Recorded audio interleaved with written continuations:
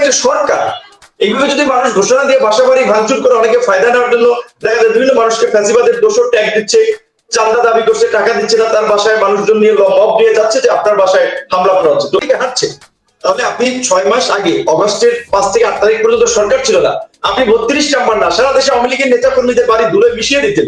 মানুষ মনে করতো বিপ্লবের পরে না, বিপ্লবের পরে হয়, বিপ্লবী চেতনার মানুষ এই ফাঁসিবাদীদেরকে মানতে পারছে না। 6 মাস পরে কেন এখন? এদিকে বাচ্চা পোলাপানের মতো যে 6 মাস মানে একটু ঘুমাইছেন, ঘুম থেকে উঠে আপনি খাবার খাচ্ছেন আবার ঘুমাইতেছেন, মানে হচ্ছে আপনি এই অভ্যুত্থানের পরে আপনার মনে হইলো যে আমাদের একটা ঘোষণাপত্র দেওয়া দরকার। কয়েক মাস পরে এই অভ্যুত্থান, সেটা তো এখনো ঘোষণাপত্র হয় নাই, আবার কয়েক মাস পরে মনে হইলো যে রাষ্ট্রপতিকে সরানো দরকার, কয়েক মাস পরে মনে হইলো সংবিধান বাতিল করা দরকার, কয়েক মাস পরে মনে হইলো যে এই বুলডোজার দিয়ে আওয়ামী লীগের নেতাকর্মীদের বাড়িঘর ঘুরিয়ে দেওয়া দরকার। রাষ্ট্র পরিচালনা তো যেমন খুশি তেমন সাজো বিষয়টা না। তো এইগুলা করে রাষ্ট্রকে আরো বহির্বিশ্বে নেতিবাচক ভাবে পোর্ট্রে করছে। বিদেশিরা আতঙ্কিত যে বাংলাদেশে এখনো মবদাসটি চলছে, সরকারের নিয়ন্ত্রণ নাই, রাষ্ট্রের স্থিতিশীলতা নাই, যেটা দেশের ব্যবসা, বিনিয়োগ এবং আন্তর্জাতিক পরিমণ্ডলে বাংলাদেশের ভাবমূর্তি খুব ক্ষুণ্ণ হচ্ছে। কাজেই এই অবস্থায় চলতে থাকলে আমাদের কিন্তু সামনে আরো নানামুখী সংকটে পড়তে হবে। সেই ক্ষেত্রে আমরা ইতিমধ্যেই গণ অধিকার পরিষদের পক্ষ থেকে আজকে আপনার কর্মসূচি ঘোষণা করেছি। এর আগে আমরা এই জেলায় জেলায় স্মারকলিপি দিয়েছিল আমাদের নেতাকর্মীরা 5 দফা দাবিতে। তার মধ্যে অন্যতম একটি দাবি হচ্ছে এই উপদেষ্টা পরিষদের পুনর্গঠন এবং জাতীয় ঐক্যমতের ভিত্তিতে রাষ্ট্র সংস্কারের পাশাপাশি দ্রুত সময়ের মধ্যে নির্বাচনের রোডম্যাপ। কিন্তু তিনি যখন ছাত্রদেরকে এন্ডোর্স করে কথা বলেন কিংবা তাদের প্রক্রিয়াকে সমর্থন দেন, সেটা কিন্তু তার নিরপেক্ষতাকে প্রশ্নবিদ্ধ করে বা তার সম্মানের প্রতি মানুষের একটা ঘাটতি তৈরি করে। সেক্ষেত্রে ছাত্ররা যা করছে কিংবা এখন যা হচ্ছে, এটার জন্য তো ইউনূস স্যারকেও কিছুটা দায় নিতে হবে, শুধুমাত্র তো ছাত্রদের। আমি সেটা ছাত্র নেতাদের অনেকের বিরুদ্ধেই কিন্তু আমরা দেখতে পাচ্ছি যে নিয়োগ, তদবির বা টেন্ডার বাণিজ্য এগুলোর অভিযোগ আসছে। তো এটাও তো ডক্টর ইউনূসের সরকারেরও ভাবমূর্তি ক্ষুণ্ণ করছে। প্লাস এই তারা যে ছাত্র নেতা যারা, তারা একটা দল করতে যাচ্ছেন, তো এই দলের মানে শুরুতেই তো প্রশ্নবিদ্ধ হয়ে যাচ্ছে তাদের কর্মকাণ্ডের দ্বারা। তো এই দলের ভবিষ্যৎ তাহলে কি হতে পারে, এই প্রশ্নও কিন্তু কেউ কেউ করছে। আপনি এই বিষয়টা কিভাবে দেখছেন? এটা একটা বাস্তব কোশ্চেন, অনেক প্রশ্ন আছে, বাস্তবতা আছে। যেমন ধরেন 52-তে 69-এ এরকমের ছাত্রদের নেতৃত্বে গণ আন্দোলন হয়েছিল, 90-এর স্বৈরাচার বিরোধী আন্দোলনে এরশাদের পতন হয়েছিল। কিন্তু ছাত্র নেতৃবৃন্দ সরাসরি এইভাবে সরকারে আসে নাই, মানে সেই পতন পরবর্তী সরকারের পার্ট হয় নাই। তারা নিজেদেরকে তৈরি করে আরো ভালোভাবে জাতীয় রাজনীতিতে আবির্ভূত হয়েছে। এখন আমাদের ছাত্র নেতৃবৃন্দ যদি তারা প্রকৃত অর্থে জাতিকে কিছু দেওয়ার চিন্তা করতেন কিংবা ইতিহাসের একটা মোড় ঘোরানোর চিন্তা ভাবনা তাদের মধ্যে থাকতো, ভালো একটা রাজনীতি কিংবা রাজনীতিকে পরিবর্তন করার একটা আকাঙ্ক্ষা থাকতো, তাহলে তারা সরকারে যেত না। আমি মনে করি এটা তো ওয়াইজ ডিসিশন না তাদের। তারা রাজনীতির মাঠে থেকে জনগণকে নিয়ে এই সরকার যেন সঠিক পথে থাকে, জন আকাঙ্ক্ষা পূরণে কাজ করে, সেইভাবে কাজ করাটা দরকার ছিল। তাহলে তারা এমনি রাজনৈতিক ভাবে গড়ে উঠতো। এখন তারা একদিকে সরকারে আছে, সরকারের সুযোগ সুবিধা ভোগ করতেছে অ্যাজ এ মিনিস্টার হিসেবে, কিংবা তাদের সরকারের একটা প্রভাব আছে, সরকারের উপদেষ্টা পরিষদ সহ তাদের একটা নেক্সাস আছে। এখন তারা যদি একটা দল করতে চায়, তাহলে তো মানুষ এই কোশ্চেনটা করবে যে তারা কিংস পার্টি করতেছে সরকারের সুযোগ সুবিধা নিয়ে, এটা নৈতিকভাবে তারা পারে না। এখন তারা যদি বলে ওকে আমাদের মধ্যে যে দল করবে সে পদত্যাগ করবে আর বাকিরা ইসে থাকবে। আর আপনারা টিটু ভাইয়ের যে সম্পর্ক, আপনারা এই টেলিভিশনের ম্যানেজমেন্টে আছেন, সেক্ষেত্রে টিটু ভাই সরকারে গেলে স্বাভাবিকভাবেই তার আপনার একটা প্রভাব টিটু ভাইয়ের মধ্যে থাকবে। কিংবা আমি একটা দল করি, এখন আমি কালকে যদি উপদেষ্টা হই, আমি যদি বলি আমার দলীয় পদ আমি অব্যাহতি পেয়ে আসছি, অব্যাহতি নিয়ে আসছি, তাই বলে রাজনৈতিক প্রভাব আমার মধ্যে থাকবে না, এটা কিন্তু বিশ্বাসযোগ্য না। কিন্তু এখন সেক্ষেত্রে এই তাদের রাজনৈতিক দল গঠন সরকার, এটা নিয়ে ব্যাপক মাত্রায় রাজনৈতিক মহলে প্রতিক্রিয়া হচ্ছে। এবং 6 মাসে তাদের কর্মকাণ্ডে শুরুর দিকে একেবারেই আমি যেটা বলছিলাম, বাম ডান আস্তিক নাস্তিক সকলের যে একটা সমর্থন, সিম্পাথি তাদের প্রতি ছিল। এখন নানান কারণে আমরা টেলিভিশন টক শো আলাপ আলোচনা বসতে দেখি ম্যাক্সিমাম লোকই তাদের এই কর্মকাণ্ডের বিরোধিতা করছে। সেক্ষেত্রে আমার তার যোগ্যতা হয়েছে। আরেকটা ডিসি নিয়োগকে কেন্দ্র করে যে ছাত্র নেতারা আপনার কে ডিসি হবে কে এসপি হবে সেগুলো অ্যাপয়েন্টমেন্ট করছে, কিংবা আপনার বিচারক নেবে হাইকোর্টে সেটা ভাইবা নিচ্ছে, সচিব বানাচ্ছে। তো এইগুলো করতে গেলে আপনারা চিন্তা করেন না, থার্ড ইয়ার ফোর্থ ইয়ার কিংবা সবেমাত্র গ্রাজুয়েশন শেষ হয়েছে, সেই ছাত্র বিচারক কে হবে, সেটার ভাইবা নিচ্ছে, সচিব কে হবে, এগুলো দৌড়দৌড়ি করতেছে, কিংবা ইন্টারমিডিয়েট কিংবা honours third year second year পড়া ছেলেরা ডিসি অফিসে বিভিন্ন কার্যক্রম তদারকির নামে ওখানে তদবির করছে, পুলিশ কনস্টেবল নিয়োগে তাদের সুপারিশ হস্তক্ষেপ করছে। তার মানে এটা কিন্তু আমাদের ভবিষ্যৎ প্রজন্মকে আমরা অসৎ হিসেবে গড়ে তুলছি, তাদের মধ্যে এই ধান্দাবাজি, চান্দাবাজি, এই অসততা ছাত্র জীবন থেকে ঢুকিয়ে দিচ্ছি। এটা কিন্তু আমাদের জন্য একটা অশনি সংকেত। কাজে সেই ক্ষেত্রে এইগুলো ছাত্র নেতৃবৃন্দই ভালো বলতে পারবেন, যারা এই প্রক্রিয়ার সাথে আছেন বা যারা এই সংগঠনের নেতৃত্বে আছেন। এটা আমি আসলে পর্যবেক্ষণ থেকে এবং দৃশ্যমান ঘটনা থেকে এইটুকু বললাম, এর বেশি রিপ্লাই দেওয়া, জবাব দিতে আমি পারি না। গেল বিশেষ করে 32 নম্বরে হামলা, ভাঙচুর, অগ্নিসংযোগ, তারপরে আওয়ামী লীগ নেতা কর্মী সমর্থকদের বাড়িঘরে হামলা ভাঙচুরের ঘটনা ঘটলো, লুটপাটের ঘটনা ঘটলো। আমি আসলে 32 নম্বরটা একটা বিশেষ জায়গা, একটা বঙ্গবন্ধু স্মৃতি জাদুঘর, সেখানে হামলার ঘটনা ঘটলো এবং সাবেক প্রধানমন্ত্রী শেখ হাসিনা তিনি তার বক্তব্যে বলছিলেন, সেই অনলাইন বক্তব্য যাকে কেন্দ্র করে এত ঘটনা, সেখানে তিনি বলছিলেন যে এখানে অনেক বিদেশি গণ্যমান্য অনেক ব্যক্তিরা এসেছেন, পরিদর্শন করেছেন, স্বাক্ষর করেছেন। আসলে আমরা দেখেছি ফ্রান্সের প্রধানমন্ত্রী, সাবেক ব্রিটিশ প্রধানমন্ত্রী এসেছেন, তারপর রুশ পররাষ্ট্রমন্ত্রী বা চীনা প্রতিমন্ত্রী অনেকে এসেছেন আসলে। কিন্তু 32 নম্বর যখন ভাঙা হলো, তারপর ভারত ছাড়া আর কোনো দেশ বা গোষ্ঠীর প্রতিক্রিয়া দেখেছেন?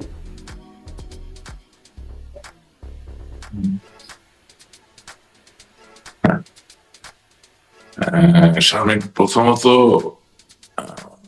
আপনাকে ধন্যবাদ, কিন্তু আমাকে একটা কথা বলতে হয়। আমি কিন্তু আসলে আজকের এই টপিকটা নিয়ে কথা বলার জন্য প্রস্তুত ছিলাম না, তারপরেও আপনি আমাকে রিকোয়েস্ট করেছেন। আমি দেখেন, প্রথম কথা হচ্ছে, কেউ প্রতিবাদ করুক বা না করুক, ধানমন্ডি 32 নম্বরে বঙ্গবন্ধুর বাড়ি ভেঙে ফেলার যে ঘটনা, তাতে আমি একা না, বাংলাদেশ আওয়ামী লীগ সহ বাংলাদেশের স্বাধীনতা প্রেমী যারা আছেন, স্বাধীনতায় বিশ্বাস করেন, তারা সকলেই কষ্ট পেয়েছেন, সকলেই ব্যথিত হয়েছেন এবং এর তীব্র প্রতিবাদ করি।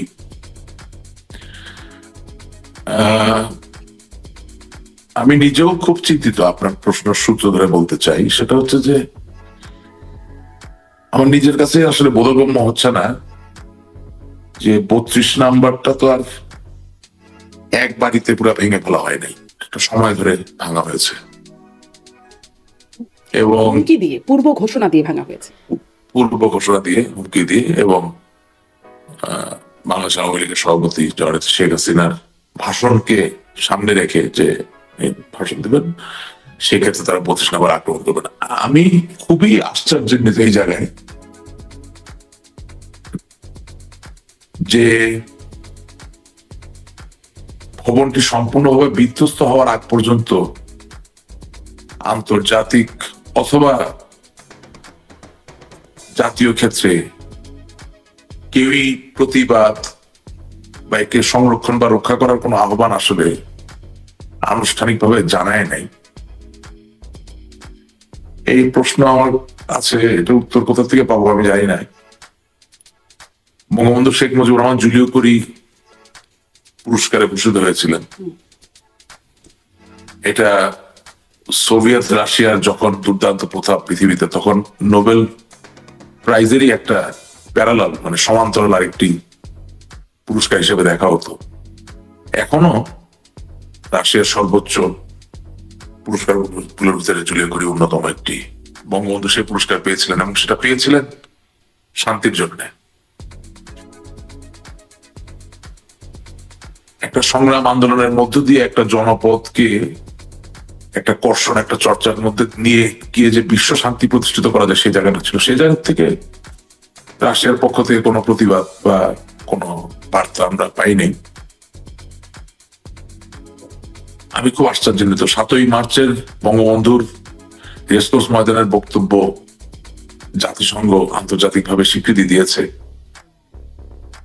এবং প্রকাশিত হয় এভাবে যে মানুষকে উজ্জীবিত করা, একীভূত করা, মানুষকে সাহস যোগানো এবং সংঘবদ্ধ করে একটা লক্ষ্য মুক্তি বা স্বাধীনতা অর্জনের ক্ষেত্রে এই বক্তব্য অনন্য, অসাধারণ। সেই বক্তব্য যে ব্যক্তি দিলেন, তার যে বাড়ি, সেই বাড়ি তো একটা নিদর্শন বটে। সেই নিদর্শনকে রক্ষা করার ক্ষেত্রেও জাতিসংঘ থেকে কিছু আমরা পাইনি।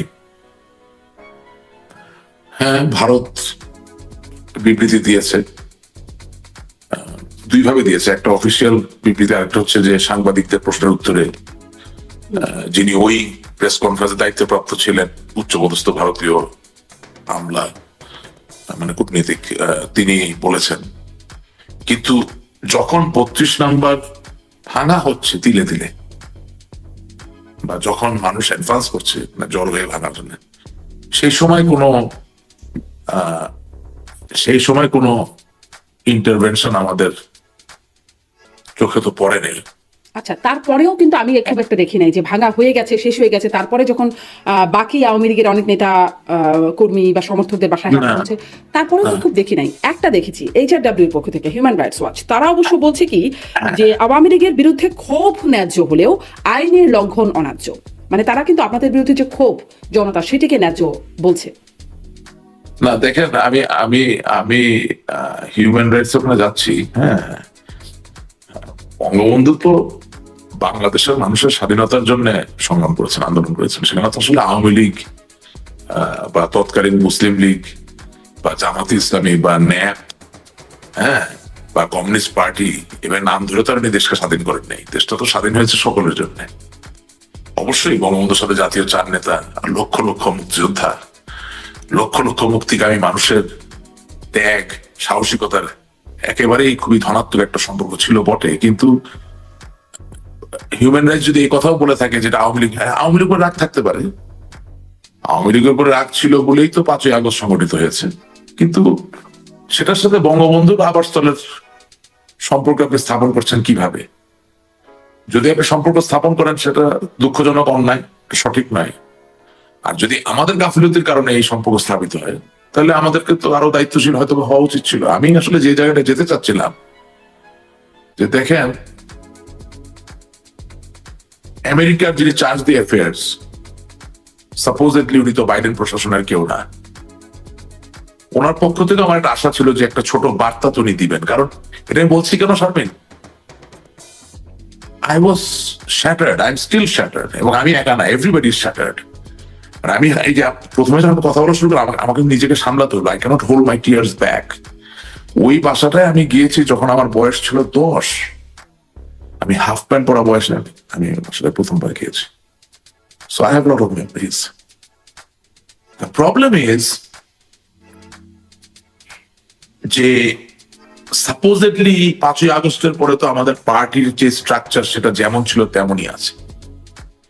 তাহলে যখন কেউ হুমকি দিচ্ছে যে ধানমন্ডি 32 নাম্বার ভাঙা হবে, তখন কি আমার দলের দায়িত্বপ্রাপ্ত, অর্থাৎ আওয়ামী লীগ সরকারের যিনি পররাষ্ট্রমন্ত্রী, আওয়ামী লীগ সরকারের যিনি তথ্যমন্ত্রী অথবা তথ্য প্রতিমন্ত্রী, বাংলাদেশ আওয়ামী লীগের দলীয় ভাবে যিনি আন্তর্জাতিক বিষয়ক সম্পাদক অথবা যিনি তথ্য বিষয়ক সম্পাদক, তারা কি করছিলেন?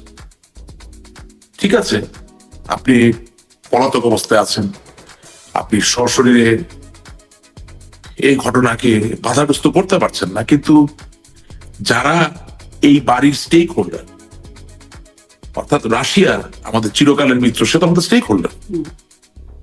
আমাদের ভারত তো ডেফিনেটলি স্টেক হোল্ডার, কারণ বাংলাদেশের স্বাধীনতা যুদ্ধে তাদের অংশগ্রহণ ছিল। আপনি যদি হিসাবে নেন তাহলে মার্কিন যুক্তরাষ্ট্র স্টেক হোল্ডার, এই কারণে যে মার্কিন যুক্তরাষ্ট্র বিল ক্লিন্টন যখন এই দেশে এসেছিল, proper appropriate homage was paid. Not only that, পরবর্তীতে কোন রাষ্ট্রপতি না আসলেও মার্কিন যুক্তরাষ্ট্র সরকারের পক্ষ থেকে যারাই এসেছেন, তারা কোনো না কোনো ক্যাপাসিটি দে হ্যাভ ভিজিটেড। আমার কথা হচ্ছে এই স্টেক হোল্ডাররা জানলো না নাকি জানানো হলো না? আপনি মনে করেন আমাদের অ্যাম্বাসেডার একা হয়ে পড়ছেন, দেশি বিদেশি সমর্থক। না, আমি একা হয়ে পড়ছি না, জানি না, আমি সে জায়গায় যাচ্ছি। আমি অ্যাজাম্পশনে কিছু বলবো, আমি যা চোখে দেখেছি আমি তা বলছি। আমাদের অ্যাম্বাসেডার লাট জিয়াউদ্দিন সাহেব, উনি তো বাংলাদেশে নেই, উনি বাংলাদেশের বাইরে আছেন, খুব চৌকস ব্যক্তি, ভেরি স্মার্ট পার্সন। তাহলে আমি আপনাকে যেটা বললাম যে আমার বঙ্গবন্ধু শেখ মুজিবুর রহমান 7ই মার্চ জাতিসংঘ রিকগনাইজ করে, তাহলে আপনি অ্যাম্বাসেডার লাট, আমি তার অত বড় কূটনীতিক না, বা আমি ডিপ্লোমেসি তো বুঝি না, তো হোক না আপনার সরকার ক্ষমতায় না থাকুক, আপনি কি জাতিসংঘকে জানিয়েছেন?